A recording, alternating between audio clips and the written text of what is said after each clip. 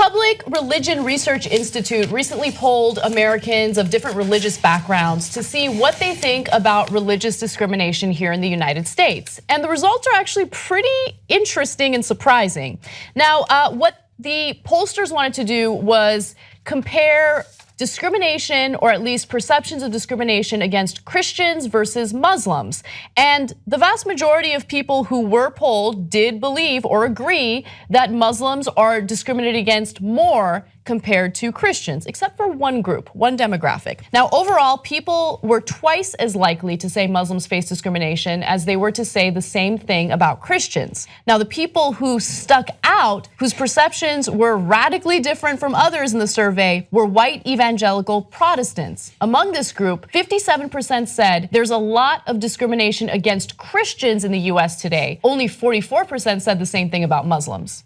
It's my favorite story in a long time. It's so great. And thank you, John Gibson and Bill O'Reilly, all you clowns for years talking about the war on Christmas. Like, it worked. You got the least victimized people in the world, except maybe for like Saudi princes, to believe that they are the subject of discrimination and that they are the victims in today's America.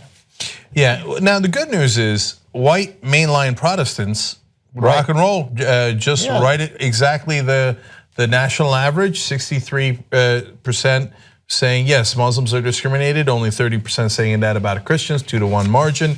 White Catholics, even higher, 64-26. So I'm gonna say the most obvious thing in the world, this isn't about white folks, this isn't about Christians.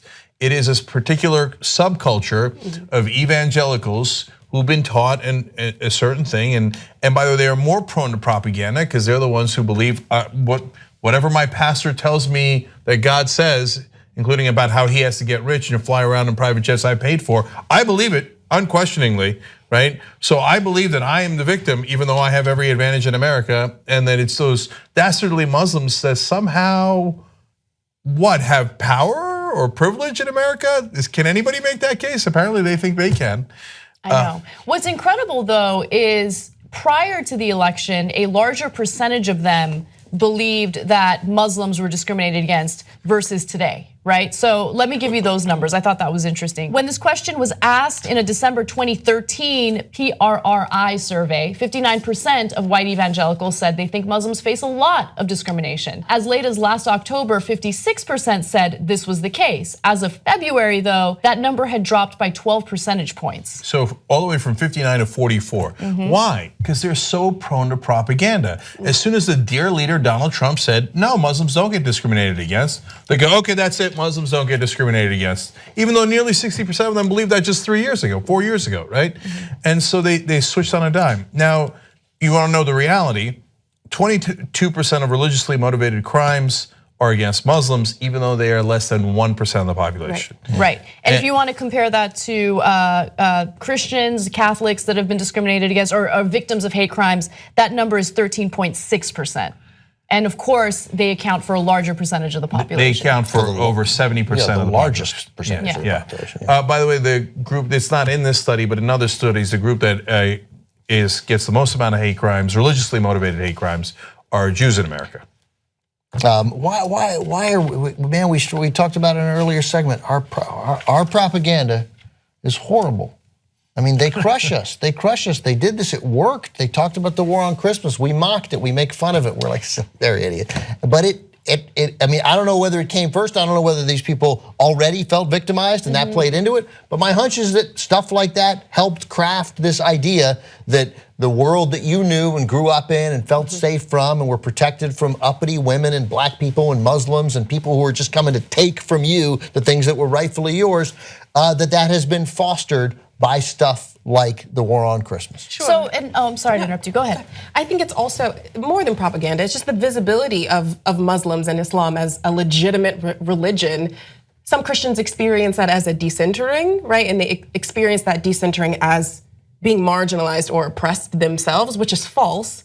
And I think it also obscures the fact that there are Christians actually being persecuted, like really persecuted in other spaces, because this isn't persecution, this isn't discrimination. I think it's just having to reconcile the visibility of other religions in this pluralistic society that we say we live in. That's a good point. Let me add on top of that, because that's such a great point. So when ISIS kills Christians, that's discrimination, right? So now it doesn't have to be that level for it to be discrimination. Sure. There's discrimination against Christians where they are the minorities in a lot of different places throughout the world. There isn't that much discrimination against Christians in America because they're the majority. It makes sense, right? But they view it as, for example, the 2015 Supreme Court decision that legalized gay marriage. That is the thing that they cite most often as, you see how we're victimized. Right. Wait, so let's just understand this right.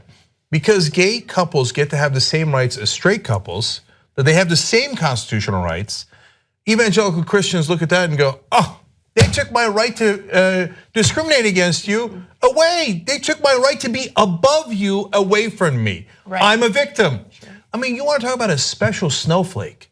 These guys, if you tell them something pleasant like happy holidays, they think they're a victim. Yeah. If you say, hey, congratulations, you get equal rights, they think they're a victim. So in their view, marriage is this religious sacred thing, and same-sex marriage is against all of that, and allowing gay couples to get married goes against their religion, and that's attacking their religion in some way. Like, that's the line of reasoning they have, which is ridiculous.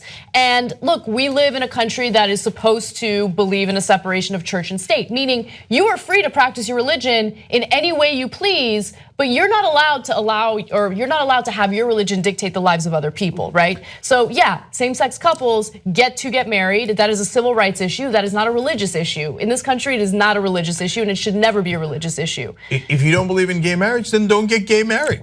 You know who's going to stop Trump, stop the establishment, stop the corruption? You are. You help us hire new investigative reporters, and we will unleash it on them. tytnetwork.com/go. Let's build the best journalism team in America.